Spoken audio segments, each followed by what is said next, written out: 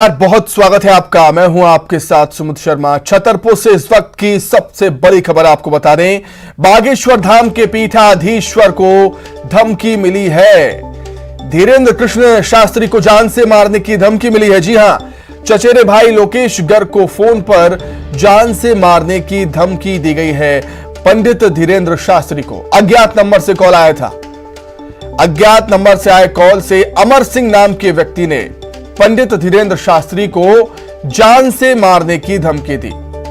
लोकेश गर्ग की रिपोर्ट पर बमीठा थाने में मामला दर्ज हुआ है। बमीठा थाना पुलिस अज्ञात आरोपी की तलाश में जुट गई है।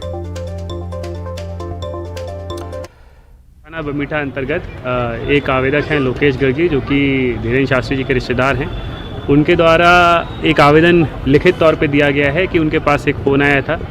जो फ़ोन या जो कॉल करता थे, उनके द्वारा ये कहा गया कि हमारी जो बात है वो धीरेन्द्र शास्त्री जी से करा दीजिए। परंतु जब वो बात नहीं करा पाए, उसने बोला उसे काफ़ी समस्या है और उसकी बात होना बहुत ज़रूरी है। पर जब वो नहीं उससे बात कराया और बोला कि वो यहाँ छतरपुर में ना होकर रायपुर में है, तो वहाँ उसका जो वो है वो काफ़ी बिगड़ गया और उसने लगातार ये बोला कि आप मेरी बात कराइए, नहीं तो मैं कुछ भी कर जाऊँगा और जो हो पाएगा मेरे से वो करूँगा। तो उसी के आधार पे 506, 507 की कायमी आवेदक के द्वारा कराई गई है। और अभी तक ये कायमी जो है अज्ञात अमर सिंह हैं, जिनके की गई है। इसमें जांच कुछ विषयों तक बाकी है और जैसी जांच होती है, तथ्य सामने निकल के आते हैं, उससे अवगत कराया जाएगा। चलिए, अधिक जानकारी के लिए हम बातचीत करेंगे। हमारे संवाददाता सहयोगी नरेंद्र सिंह परमार हमारे साथ जुड़ गए हैं फोन पर। नरेंद्र, क्या कुछ जानकारी, कब का है ये मामला? चचेरे भाई लोकेश गर्ग को कब फोन आया, क्या कुछ कहा अमर सिंह ने? देखिए सुमित, बिल्कुल जिस तरीके से जो पंडित धीरेन्द्र कृष्ण शास्त्री, जो कि बागेश्वर धाम के महाराज हैं, और उनको जान से मारने की धमकी दी गई है। और ये जो धमकी है, धीरेन्द्र कृष्ण शास्त्री के जो चचेरे भाई हैं लोकेश गर्ग, उनके फोन पर एक अननोन नंबर आया। अननोन नंबर से कॉल आती है और जो कॉल करता है वो अपना नाम अमर सिंह बताता है और महाराज के बारे में पूछता है कि वो कहाँ हैं और मुझे उनसे मिलना है, मेरे भेंट करा दीजिए। तो जब जो उनके चचेरे भाई हैं लोकेश गर्ग, उनके द्वारा कहा गया कि वो यहाँ पर नहीं है, अभी मुलाकात नहीं हो सकती है, तो उसके द्वारा फिर जान से मारने की धमकी दी गई है। ये जो धमकी है वो देर रात यहाँ पर जो कॉल करके, जो गड़ा गाँव है बागेश्वर धाम का, गड़ा गाँव में लोकेश गर्ग रहते हैं और उनके फोन पर देर रात में कॉल आई थी, जिसको गंभीरता से लेते हुए लोकेश गर्ग तत्काल बमीठा पुलिस थाना पहुंचे और वहां पर अज्ञात व्यक्ति, जो अमर सिंह नाम बता रहा था, उसके खिलाफ धारा 506 और धारा 507 के तहत FIR दर्ज की गई है। और पुलिस इस पूरे मामले की जांच में जुट गई है। साइबर सेल की टीम की भी मदद दी जा रही है कि आखिरकार जो धमकी देने वाला जो शख्स है वो कहाँ का है और उसका क्या मकसद रहा है इसके पीछे। बिल्कुल नरेंद्र, आप बता रहे हैं कि देर रात का ये मामला है, पुलिस तक भी पहुंच गया है। पुलिस किस तरीके से अब जांच कर रही है इस नंबर की? कैसे इस नंबर को ट्रेस किया जाएगा, क्या कह रही है पुलिस? देखिए, बिल्कुल पुलिस अधीक्षक सचिन शर्मा है, उनका कहना है कि ये जो पूरा मामला है पीठाधीश्वर जो बागेश्वर धाम के हैं पंडित धीरेन्द्र कृष्ण शास्त्री, उनसे जुड़ा हुआ है। तो मामला हाई प्रोफाइल है और जान से मारने की धमकी से जुड़ा हुआ है। तो इस पूरे मामले को पुलिस अधीक्षक ने भी गंभीरता से लिया है। साइबर सेल की टीम को इस पूरे मामले में लगा दिया गया है। वहीं आरोपी की तलाश के लिए बमीठा पुलिस के द्वारा एक स्पेशल टीम गठित की गई है, उसकी भी तलाश की जा रही है। साइबर सेल के जरिए पुलिस अभी निकालना चाहती है कि जिस कॉल से धमकी भरी कॉल आई है, जिस नंबर से, उसको ट्रेस किया जाए, आखिरकार वो किसके नाम है, कहाँ का रहने वाला है। हालांकि जिसने धमकी दी है उसने अपना नाम अमर सिंह बताया है और उसने बागेश्वर धाम के जो महाराज हैं पंडित धीरेन्द्र कृष्ण शास्त्री, उनको जान से मारने की धमकी दी है। चलिए नरेंद्र, आप हमारे साथ बने रहिएगा। और अधिक चर्चा के लिए हम भोपाल का रुख कर लेते हैं। अनुराग श्रीवास्तव हमारे साथ जुड़ गए, हमारे सहयोगी। अनुराग, पहले प्रसिद्ध हुए, चर्चाओं में आए, सुर्खियां बटोरी, विवाद जुड़ा, अब जान से मारने की धमकी मिलती है।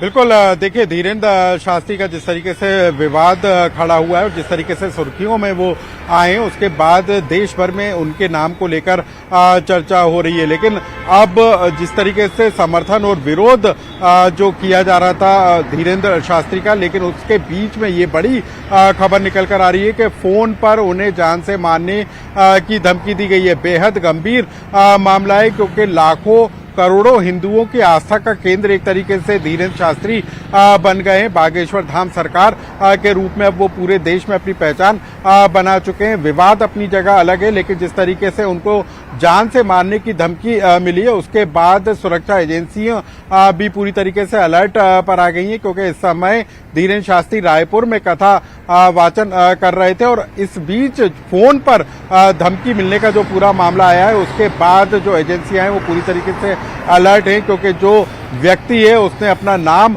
भी जाहिर किया है। तो अब इस बात को ट्रेस किया जा रहा है कि वाकई में धमकी देने वाला व्यक्ति कौन है, उसके क्या कारण है और किस वजह से वो इस तरीके की धमकी दे रहा है और इसके पीछे क्या किसी साजिश रचने का काम है। इन तमाम मुद्दों को लेकर अब पुलिस जांच पड़ताल में जुट गई है। लेकिन बीते दिनों में जिस तरीके से सुर्खियों में धीरेन्द्र शास्त्री आए, उसके बाद से बड़ा वर्ग उनके समर्थन में उतरकर सामने आया था। कांग्रेस ने खुलकर उनका विरोध करना शुरू कर दिया था, लेकिन बीजेपी के नेता जो है धीरेन्द्र शास्त्री के समर्थन में खड़े नजर आ रहे थे। भोपाल के बिट्ठल में भी बीजेपी के विधायक नारायण त्रिपाठी ने जो है बड़ा प्रदर्शन किया था और इस बात को लेकर हबीबगंज थाने के टीआई को भी एक शिकायत पत्र दिया था और ऐसे लोगों के खिलाफ कार्रवाई करने की मांग की थी जो पंडित शास्त्री के, जो धीरेन्द्र शास्त्री का विरोध कर रहे हैं, ऐसे लोगों के खिलाफ कार्रवाई करने की मांग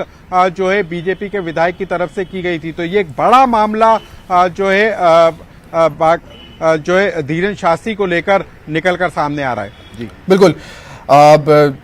अनुराग, हमने देखा है कि बहुत ही कम समय में सुर्खियां बटोरी हैं पंडित धीरेन्द्र शास्त्री ने, और जो लोग फेमस होते हैं, जो प्रसिद्ध हो जाते हैं, हमने देखा अक्सर उनको ऐसी धमकियां मिलती हैं और कई बार ऐसा भी देखा है कि ये फेक कॉल होते हैं। कोई शरारत भी करता है, कोई मजे भी लेता है, तो हो सकता है ये फेक कॉल भी हो, लेकिन गंभीरता पुलिस को दिखानी ही चाहिए, क्योंकि करोड़ों सनातनियों के अभी वो पंडित धीरेन्द्र शास्त्री जो है वो उनको मान रहे हैं अभी।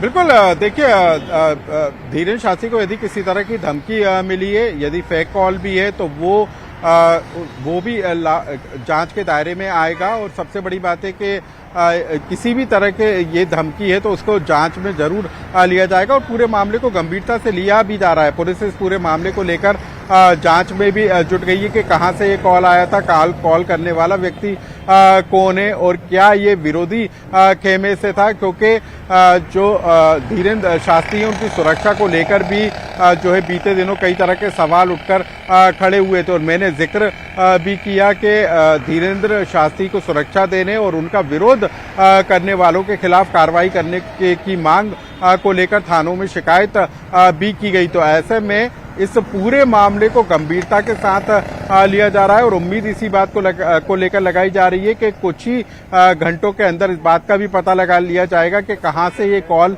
आया था और कॉल करने वाला क्या वाकई में किसी साजिश को अंजाम देने की तैयारी में था, क्या उसके मंसूबे थे। ये तमाम बातें पुलिस जांच के बाद खुलकर सामने जरूर आएंगे। लेकिन ये अब जरूर हो गया है कि जो धीरेन्द्र शास्त्री है उनकी सुरक्षा व्यवस्था को बढ़ाया जाए, इस तरह की अब जरूरत जरूर महसूस। बिल्कुल उसी सवाल पे मैं आ रहा था अनुराग की करोड़ों सनातनियों के यहाँ पर आस्था के केंद्र पंडित धीरेन्द्र शास्त्री बन गए हैं।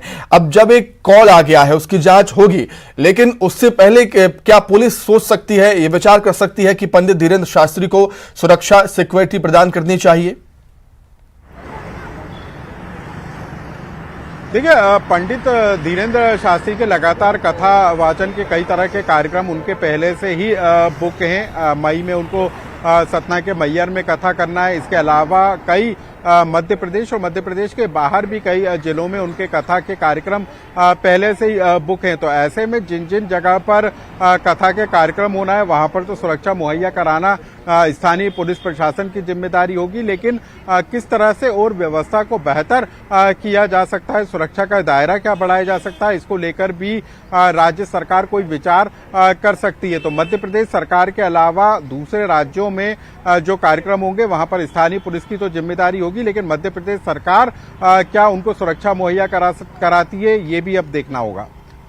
बिल्कुल अनुराग, ये एक साजिश भी हो सकती है क्योंकि हमने देखा है कथावाचक तो पंडित धीरेन्द्र शास्त्री हैं ही, लेकिन अपने कई बयानों को लेकर वो सुर्खियों में रहते हैं। जैसा कि कल का ही एक बयान देख लीजिए जब उन्होंने कहा था कि तुम मेरा साथ दो मैं तुम्हें हिंदू राष्ट्र दूंगा या हम हिंदू राष्ट्र बनाएंगे। तो अपने बयानों को लेकर भी कई ऐसे लोग हैं जिनमें ये चीज पैदा होती होगी, उनके प्रति गुस्सा पैदा होता होगा।